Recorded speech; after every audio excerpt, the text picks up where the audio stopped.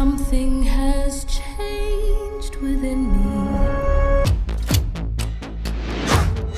যুক্তরাষ্ট্রে দাবানলের জেরে দুবার পিছিয়ে ছিল অস্কারের মনোনয়ন ঘোষণার দিনক্ষণ। অবশেষে ২৩শে জানুয়ারি অস্কারের ৯৭তম এডিশনের চূড়ান্ত মনোনয়ন তালিকা প্রকাশ্যে আনল অস্কার কমিটি। আমেরিকান অভিনেত্রী র্যাচেল সেনট ও চীনা বংশোদ্ভূত আমেরিকান কমেডিয়ান বোয়েন ইয়াং ঘোষণা করেন মনোনীতদের নাম। এবার সবচেয়ে বেশি মনোনয়ন পেয়েছে নেটফ্লিক্সের ক্রাইম মিউজিক্যাল সিনেমা এমিলিয়া প্যারেস। ১৩ বিভাগে মনোনয়ন পেয়েছে সিনেমাটি। এই প্রথম ইংরেজি ভাষার বাইরের কোনো সিনেমা ১৩টি মনোনয়ন পেল। ১০টি করে মনোনয়ন পেয়ে দ্বিতীয় স্থানে আছে দ্য ব্রুটালিস্ট ও উইকড।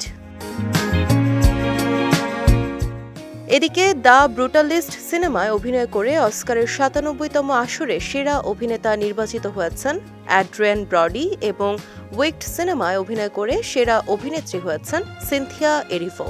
সঙ্গে আনুরা নির্মাণ করে শেন বেকার তার নামের সঙ্গে যুক্ত করলেন সেরা পরিচালক। তাছাড়া পার্শ্ব অভিনেতা, পার্শ্ব অভিনেত্রী, স্বল্পদৈর্ঘ্য অ্যানিমেটেড সিনেমা, স্বল্পদৈর্ঘ্য চলচ্চিত্র, মৌলিক আবহ সঙ্গীত, চিত্রনাট্য, প্রামাণ্যচিত্র, স্বল্পদৈর্ঘ্য প্রামাণ্যচিত্র, রূপসজ্জা ও চুলসজ্জা, মৌলিক গান, শিল্প নির্দেশনা এবং ভিজুয়াল ইফেক্টস শাখার মনোনয়ন তালিকাও ঘোষণা করা হয়। এবারের অস্কারে মনোনীত হয়েছে ভারতীয় স্বল্পদৈর্ঘ্য সিনেমা অনুজা।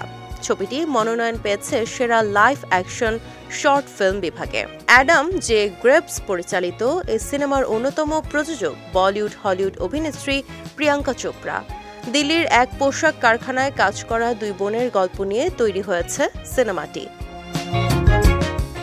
আগামী ২ মার্চ অনুষ্ঠিত হতে যাচ্ছে বিশ্ব চলচ্চিত্রের সবচেয়ে সম্মানজনক পুরস্কার একাডেমি অ্যাওয়ার্ড বা অস্কার।